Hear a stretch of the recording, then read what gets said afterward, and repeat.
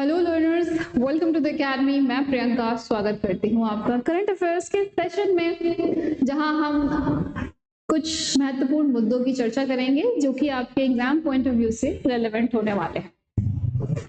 कुछ ऐसे मुद्दे जो इन दिनों आपने चर्चा में देखा होगा, चर्चा में सुना होगा, उसके बारे में विस्तृत चर्चा करेंगे। उससे रिलेटेड जो भी एमसीक्यूज हो सकते हैं, एमसीक्यूज के माध्यम से हम प्रश्नों को समझने की और इन चर्चा में रहे मुद्दों को समझने की कोशिश करेंगे, जिससे कि हमारे एग्जाम में आने वाले क्वेश्चन को देखते ही हमें ये स्ट्राइक कर जाए। तो चलिए स्टार्ट करते हैं आज का पहला क्वेश्चन। उससे रिलेटेड क्या रहे हैं मुद्दे, पहले हम ये देखेंगे। इन दिनों चर्चा में रहा है golden dome, right. Golden dome missile, US ने कहा है कि हम जो है गोल्डन डोम मिसाइल को और बजटीय उन्होंने फंड अलोकेट किया है, जिनसे कि वो अपने यूएस में गोल्डन डोम जैसी व्यवस्था स्थापित करने वाले हैं। हालांकि यूएस में पहले से ही वहां पे एयर डिफेंस सिस्टम स्टैब्लिश है। इससे रिलेटेड हम पहले एमसीक्यूज देखते हैं, उसके बाद हम इस पे और विस्तृत चर्चा करेंगे।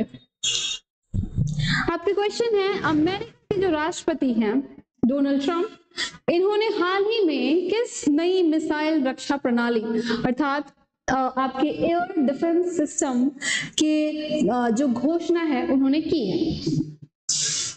आपके ऑप्शंस पे हम आते हैं। आयरन डोम, स्काई सील्ड, गोल्डन डोम, पैट्रियट सील्ड।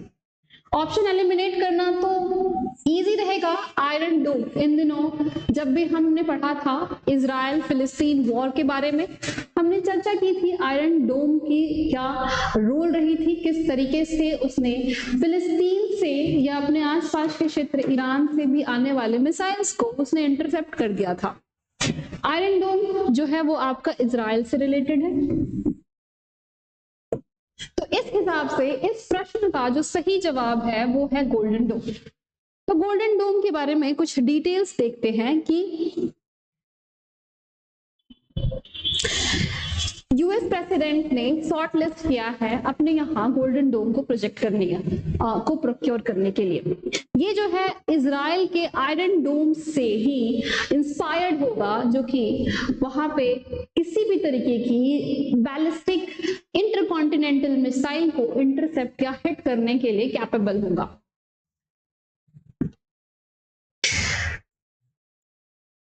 अमेरिका में इससे पहले से ही कुछ एयर डिफेंस सिस्टम है, जिसे वो जापान या फिर अपने नेटो अलायंस कंट्रीज को प्रोवाइड करते रहता है। उसी में चर्चा में रहता है थार, जो कि यूएस का एक बहुत ही important air missile, air anti missile यानी कि एयर डिफेंस सिस्टम है, राइट। तो थार जो है वो है आपका terminal high altitude area defence system, जो कि डेवलप किया गया है आपके यूएस के द्वारा, और वो जो है किसी भी टारगेट को इंटरसेप्ट कर, चाहे वो शॉर्ट हो, चाहे वो मीडियम रेंज के हो या फिर लॉन्ग रेंज के मिसाइल्स हो।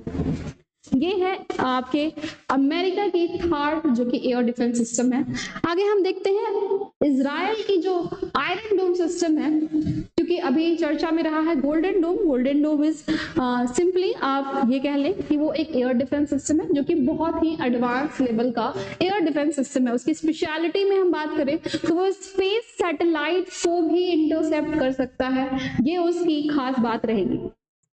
इसके बेसिक्स पे आते हैं हम, तो हम एयर आपके इजराइल की जो आयरन डोम रिलेटेड जो भी स्टैटिक्स हैं उसको हम एक बार चर्चा कर लेते हैं कि जो इजराइल का एयर डिफेंस सिस्टम है, इसने सीरिया से होने वाले जितने भी मिसाइल टारगेट्स हैं उनको इंटरसेप्ट किया है। और इसमें जो आयरन डोम की जो स्पेशलिटी है, लगभग 70 किलोमीटर से आने वाली, दूर से आने वाली जो भी मिसाइल्स हैं उसको इंटरसेप्ट कर सकता है। वहीं हम थार की बात करें जो कि अमेरिका का है, वो एक एडवांस वर्जन का एयर डिफेंस सिस्टम है। उसकी जो आपकी कैपेसिटी है और जो रेंज है वो लगभग 150 किलोमीटर, लगभग 150 किलोमीटर तक के मिसाइल्स को वो इंटरसेप्ट कर सकता है। तो ये इसकी स्पेशलिटी है, इंपॉर्टेंट है। आपसे match the following kind of question पूछा जा सकता है, जिसमें ये कि इजराइल थार, इजराइल का आयरन डोम और आपका यूएस का थार, इससे रिलेटेड मैच द फॉलोइंग में क्वेश्चन आ सकता है, ठीक है। तो आयरन डोम जो है वो वर्क कैसे करता है ये इंपॉर्टेंट है। पहले उसको पता चलता है कोई भी अगर इनेमी नेशन है, उसने अगर टारगेट किया है, मिसाइल लॉन्च किए हैं उसने, तो इससे जो इजराइल का आयरन डोम है वो उसके जो रडार है वो पहले ही उसको डिटेक्ट कर लेते हैं। उसके बाद कंट्रोल सिस्टम में ये इंफॉर्मेशन जाती है एंड देन वहां से जो उसको इंटरसेप्ट करने के लिए एंटी मिसाइल्स लॉन्च किए जाते हैं। तो ये रहे इसके कुछ बेसिक्स। और गोल्डन डोम मिसाइल से रिलेटेड यूएस प्रेसिडेंट ने इसके अनाउंसमेंट किया और इसके लिए उन्होंने फंड भी अलोकेट किए हुए हैं। चर्चा में ये रहा है। इसकी प्रेरणा हमने देख लिया, इजराइल के आयरन डोम से रिलेटेड है। नेक्स्ट न्यूज पे आते हैं, नेशनल एंटी टेररिज्म डेज। आज का जो डे है 21 of May, which is known as anti terrorism day. इसे हम जो है ये बहुत एक दिन एक दुखद घटना है जो कि आपके हमारे भूतपूर्व प्रधानमंत्री राजीव गांधी जी से रिलेटेड है। इस दिन जो है लिट्टे ग्रुप का जो मेंबर है, जिसकी जैसा कि आप जानते होंगे एक बॉम्ब ब्लास्ट के तहत उनको असैसिनेट किया गया था। तो ये जो है आपकी इससे रिलेटेड हम एमसीक्यू देखेंगे कि एक बहुत ही इंपॉर्टेंट डे के तौर पे जाना जाता है। भारत में 21 मई को किस दिवस के रूप में मनाया जाता है? चर्चा किया अभी, तो ये आसान है, ऑब्वियस है, national anti terrorism day. Next question पे आते हैं, दिल्ली सरकार ने हाल ही में किस बीमारी के उन्मूलन के लिए टीबी फ्री स्लम्स राइट पहल को शुरू किया है? ऑप्शंस पे आते हैं, मलेरिया, डेंगू, ट्यूबरक्लोसिस, कॉलेरा। इसका जो सही जवाब है वो है ट्यूबरक्लोसिस। ट्यूबरक्लोसिस के लिए दिल्ली गवर्नमेंट ने टीबी फ्री स्लम्स पहल शुरू की है, जहां पे जो स्लम्स एरिया में टीबी की जो बहुत बड़ी मात्रा है, भारत के बारे में आप जानते होंगे, भारत में टीबी के जो मरीज हैं उनकी संख्या अधिक है, इसलिए ये चर्चा का मुद्दा रहा। तो टीबी के बारे में कुछ बेसिक्स जानेंगे। सिटी आपका जो है वो न्यू दिल्ली है, इसने इनिशिएट किया है इस स्कीम को, इस पहल को। तो टीबी के बारे में जानेंगे कि ये जो है आपका एक बैक्टीरियल इन्फेक्शन है, ठीक है, ये एक बैक्टीरियल इन्फेक्शन है जो कि आपके फेफड़ों को यानी कि लंग्स को आपके प्रभावित करता है, इम्पैक्ट करता है।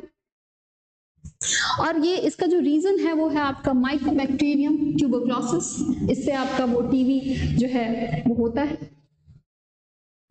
और इसके लक्षण तो वही बेसिक हैं आपके, ये सारे आपके चीजों हैं जो, हाँ, टीबी को 2 पार्ट में भी डिवाइड किया जाता है। टीबी के इम्पैक्ट को देखते हुए, वन इज सक्रिय यानी कि एक्टिव, ठीक है, one is active and second one is latent TB. तो इसमें हम बात करते हैं, इसमें कुछ इंपॉर्टेंट इसके लक्षण कुछ अलग हो जाते हैं। जैसे शरीर में बैक्टीरिया मौजूद होते हैं तो उसे हम कहते हैं लेकिन लक्षण नहीं होते हैं, बैक्टीरिया मौजूद होते हैं बट उससे कुछ हमें सिम्टम्स दिखाई देते हैं, हम उसको कहते हैं एक्टिव, हमें टीबी है। इस तरीके की बेसिक इंफॉर्मेशन है। आगे बात करें इसके उपचार के बारे में, ये जानना बहुत जरूरी है क्योंकि क्वेश्चंस यहाँ से पूछे जाने की संभावना है। अक्सर हमें इस तरीके के क्वेश्चन देखने को मिलते हैं। जो डॉट्स है आपका, ये जो ट्रीटमेंट है, directly observe treatment short course, ये आपके टीबी के लिए उपचार का एक तरीका है। उसके अलावा बीसीजी टीका भी है जो कि टीबी के लिए है। इसके अलावा भारत सरकार ने 2025 तक लक्ष्य रखा है अपना टीबी को एलिमिनेट करने की। भारत सरकार की जो टारगेट रही है वो 2025 तक टीबी को एलिमिनेट करने की रही है। वहीं WHO ने भी इस टीबी पे बड़े वैश्विक स्तर पर उसने कई सारे डेटाज दिए हैं जिसमें कि ये चर्चा किया गया है कि भारत में टीबी के मरीज सर्वाधिक हैं। इसके अलावा एक निक्षय मित्र करके एक आपका पोर्टल भी है और निक्षय योजना भी है जो कि टीबी के उन्मूलन से रिलेटेड है।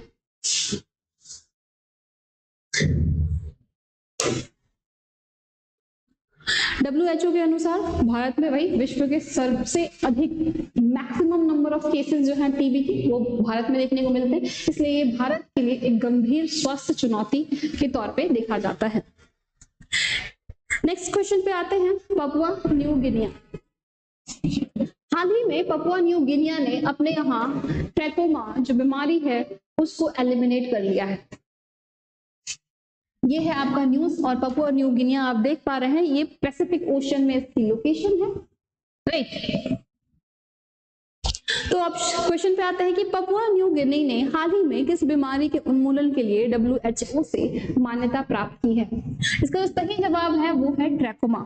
ट्रैकोमा के बारे में कुछ बेसिक इंफॉर्मेशन देखते हैं कि ट्रैकोमा जो है वो इन्फेक्शियस आई डिजीज है आपका, एक संक्रमण नयन और नेत्र कह लें, एक संक्रमित नेत्र बीमारी है जिसमें कि आपके जो आई के जो रेटिनास होते हैं वो कॉज हो जाते हैं, आपकी एक बैक्टीरिया जो होती है वो उसका कारण होता है, और उस बैक्टीरिया का जो नाम है वो है आपका क्लाइमेडिया ट्रिकोमाटिस। राइट, प्रोनाउंसिएशन में थोड़ा मुश्किल है, लास्ट में जो नाम लिखा है उससे आप इसको कनेक्ट कर पाएंगे। इसके कुछ लक्षण है, आंखों में जलन, खुजली वगैरह, बेसिक पलकों में, तो ये सारी चीजें। भारत ने ट्रैकोमा के फील्ड में एक जो माइलस्टोन अचीवमेंट है, भारत ने अक्टूबर 2024 में ही ट्रैकोमा को अपने यहाँ से एलिमिनेट कर लिया है।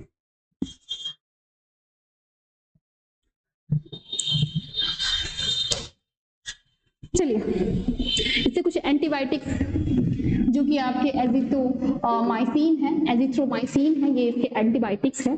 कुछ मेडिसिन है हमारे पास। इसके जो रोकथाम के लिए WHO ने ग्लोबल लेवल पे एक गाइडलाइंस जारी की थी जो कि रिलेटेड है आपके ट्रैकोमा एलिमिनेशन से, और इसकी जो स्ट्रैटेजी रही है उसे कहते हैं safe strategy. Right, safe strategy, safe में ये से आप कह सकते हैं कि safe it means that surgery करना है, एंटीबायोटिक्स यूज करना है ना, फेशियल क्लीनलीनेस रखना है और एनवायरमेंटल इंप्रूवमेंट करना है, स्वच्छ जल है ना, क्लीन वाटर, क्लीन एनवायरमेंट, इन सब चीजों को बरकरार रख के ट्रैकोमा जैसे समस्या से लड़ा जा सकता है, और भारत ने इसमें पहले ही अचीवमेंट प्राप्त कर लिया है।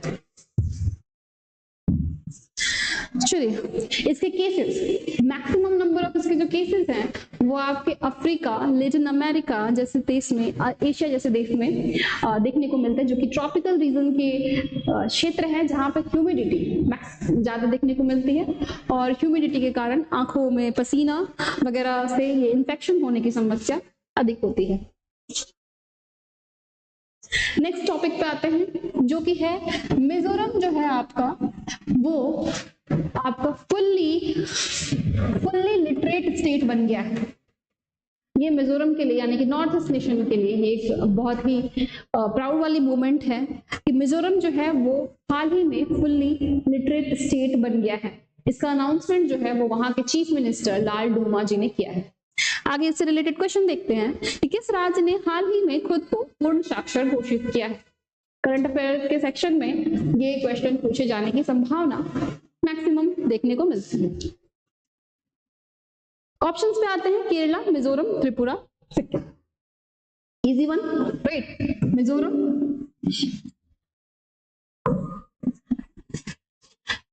मिजोरम के जो अभी प्रेजेंट डे आपके गवर्नर हैं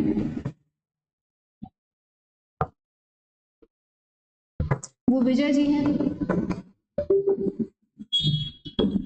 राइट, और चीफ मिनिस्टर यहाँ पे लाल डोमा जी हैं। जयंत नार्लिकर चर्चा में रहे ये व्यक्तित्व, ये एक प्रमुख व्यक्तित्व है, इंपॉर्टेंट पर्सनालिटीज से रिलेटेड क्वेश्चन है ये आपके लिए, और इनके बारे में अभी हाल ही में इनका देहांत हो गया। इनसे रिलेटेड ये किस फील्ड से रिलेटेड थे? एस्ट्रोफिजिक्स में इनकी जो कंट्रीब्यूशन है वो देखने को मिलती है इसलिए, और इन्हें कई सारे अवार्ड्स भी दिए गए हैं इस कारण से। ये एक फेमस पर्सनालिटी है और इम्पोर्टेंट पर्सनालिटी है। इनसे रिलेटेड एमसीक्यू देखेंगे जो कि एग्जाम में पूछे जाने की संभावना है। तो किस भारतीय वैज्ञानिक और खगोल शास्त्री का हाल ही में निधन हुआ है जिन्हें भारतीय खगोल शास्त्र का उत्तर सितारा कहा जाता है? ये इंपॉर्टेंट है, ये नॉर्थ स्टार से जो ये रिलेटेड है ये भी, राइट। ऑप्शन देखते हैं, जयंत नार्लिकर, विक्रम साराभाई, सीवी रमन, सतीश धवन। बताए जयंत नार्लिकर, राइट। विक्रम साराभाई ये तो बहुत फेमस पर्सनालिटी है, आप सभी जान रहे हैं, हमारे स्पेस सेक्टर के जो जनक हैं, अंतरिक्ष क्षेत्र के जनक के तौर पे विक्रम साराभाई को जाना जाता है। इससे रिलेटेड कुछ डिटेल्स देखते हैं कि जयंत नार्लिकर जो है उन्होंने जो बिग बैंग थ्योरी है उसको इन्होंने अपोज कर दिया था। इनकी जो समझ थी वो अलग थी, ये बिग बैंग थ्योरी को नहीं मानते थे। इनका कहना था कि जो ब्रह्मांड का ओरिजिन हुआ है उसके पीछे सिर्फ बिग बैंग थ्योरी ही एक रीजन नहीं है। Right, he supported the steady state theory। ठीक है, स्टेडी स्टेट थ्योरी को ये सपोर्ट करते हैं और इनका कहना है कि यूनिवर्स का ना तो कभी शुरुआत हुआ था और ना ही कभी अंत हो सकता है। चलिए आगे चर्चा करते हैं। इनसे रिलेटेड एक और है कि फ्रेड होयले के साथ मिलकर इन्होंने ग्रेविटेशन का भी एक थ्योरी दिया था, थ्योरी ऑफ ग्रेविटेशन, जो कि अल्टरनेटिव है आइंस्टाइन थ्योरी की। आइंस्टाइन थ्योरी, आइंस्टाइन जी ने हमें बताया था आपके जो एप्पल गिरा था उनके सामने, या यूं कहें उन्होंने जब वो ऑब्जर्व किया था तो उससे रिलेटेड जो उन्होंने ग्रेविटी की जो थ्योरी दी थी, गुरुत्वाकर्षण का जो थ्योरी दिया था, उनसे ही जो इनका भी थ्योरी जो है उसी फील्ड से रिलेटेड है, एक ऑल्टरनेट थ्योरी है, रिलेटेड है, बेसिक तो वही होते हैं ग्रेविटी के। तो हॉयले जी के साथ मिलकर इन्होंने एक थ्योरी दी थी जिसे थ्योरी ऑफ ग्रेविटी भी कहा जाता है।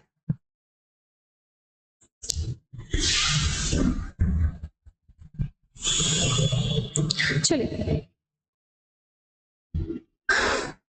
जैसे कि स्टेडी स्टेट जो थ्योरी है उसमें क्या है कि ब्रह्मांड के स्थिर अवस्था के मॉडल को वो प्रबल तौर पर उसको मानते हैं। उनका कहना है, जैसा कि मैंने चर्चा किया, कि ब्रह्मांड का ना तो उत्पत्ति हुआ था उनके अकॉर्डिंग और ना ही इसका समाप्ति हो सकता है। उन्होंने स्टेडी स्टेट की अवधारणा को वैश्विक स्तर पर रखा था। आगे चर्चा करते हैं, ये इंपॉर्टेंट है, IUCAA फाउंडर। तो इसका जो ये नाम है आपका inter university centre for astronomy and astrophysics. ठीक है, तो ये जो है आपका सिचुएटेड है पुणे में, और ये इनसे रिलेटेड है हमारे जो नार्लिकर साहब हैं, हमारे जो नार्लिकर जी हैं जो कि अब नहीं रहे, तो ये रिलेटेड है IUCAA से। ये एक इंपॉर्टेंट आपका कह सकते हैं इंस्टीट्यूट है जो कि रिलेटेड है एस्ट्रोफिजिक्स से, इंडिया की एक यूनिवर्सिटी है। आगे चलते हैं, इन्हें कई सारे अवार्ड ऑनर्स दिए गए हैं। हाल में इन्हें कलिंगा अवार्ड से भी आप कह सकते हैं सम्मानित किया गया है। इसके अलावा इन्हें पद्म भूषण, राइट, कलिंगा अवार्ड जैसे मैंने चर्चा किया 1996 में इन्हें दिया गया है, पद्म विभूषण भी दिया गया है, राइट, साहित्य अकादमी अवार्ड से भी सम्मानित है। इतने इंपॉर्टेंट पर्सनालिटी एग्जाम में इनसे रिलेटेड क्वेश्चन ज्यादातर चांसेस है पूछे जाने की। आगे बात करते हैं, नेपाल के किस ग्लेशियर को हाल ही में मृत घोषित किया गया है।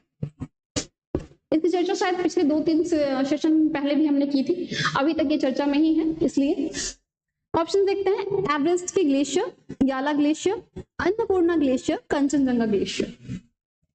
करेक्ट वन इज याला ग्लेशियर। याला ग्लेशियर जो है हाल ही में चर्चा का विषय बना रहा जब हमने ये पढ़ा, सागरमाथा कॉन्फ्रेंस हो रहा था नेपाल में। इसी कॉन्फ्रेंस के दौरान याला ग्लेशियर के डेड होने की खबर नेपाल ने पुष्टि कर दी। तो ये रहा याला ग्लेशियर।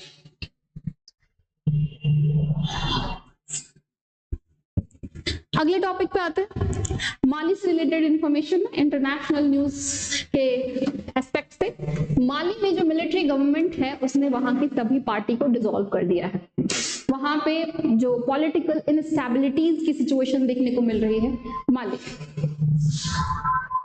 इससे रिलेटेड क्वेश्चन कि माली में हाल में किस कारण से बड़े पैमाने पर विरोध प्रदर्शन हुए हैं। ऑप्शन है आर्थिक संकट, राजनीतिक दलों का विघटन, विदेशी हस्तक्षेप या जलवायु परिवर्तन। इसका सही जवाब है राजनीतिक दलों का विघटन।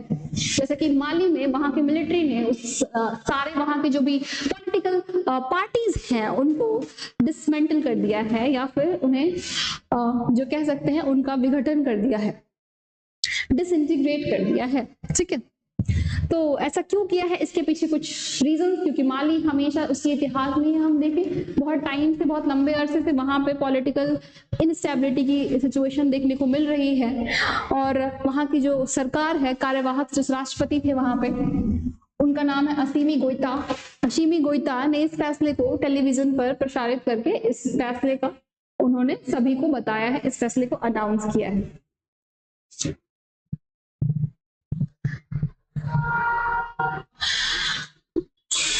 गोइता जी के कार्यकाल में ही 2020 और 2021 में भी वहां पे सैन्य तख्ता पलट देखने को मिल चुका है, इस तरह की घटनाएं वहां पे देखने को मिल चुकी है। आगे बात करते हैं, लोकतंत्र की वापसी के लिए विरोध का कारण भी यही रहा है। लोगों की मांग है कि वहां पे डेमोक्रेटिक्स जो है, जो आप कह सकते हैं डेमोक्रेसी को है स्टैब्लिश करने की लोगों की मांग है, इसलिए वहां पे लोगों द्वारा विरोध देखने को मिल रहा है। अगर आप सारे पॉलिटिकल पार्टीज को डिसमेंटल कर दोगे या डिसइंटीग्रेट कर दोगे तो फिर डेमोक्रेसी तो रहेगी नहीं। इसलिए लोगों में ये डर है कि उनके जो जीवन जीने की मूलभूत जो भी अधिकार है उसको छीनने की कोशिश की जा रही है, और एक तानाशाह सरकार के गठन का और सरकार के मंशा वहां पे देखने को मिल रही है। ये रहा चर्चा का कारण। नेक्स्ट, बिहार से रिलेटेड एक इंपॉर्टेंट न्यूज है जिसे कवर करना है, तो ये है आपके जेपी की जन्मभूमि सिताब दरिया। ये इंपॉर्टेंट है, सिताब दरिया, राइट।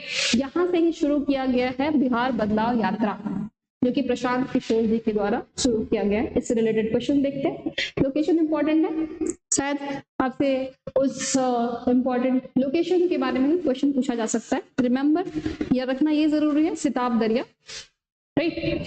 क्वेश्चन पे चलते हैं। बिहार में बिहार बदलाव यात्रा, जैसा कि जानते हैं बिहार में चुनाव होने वाला है।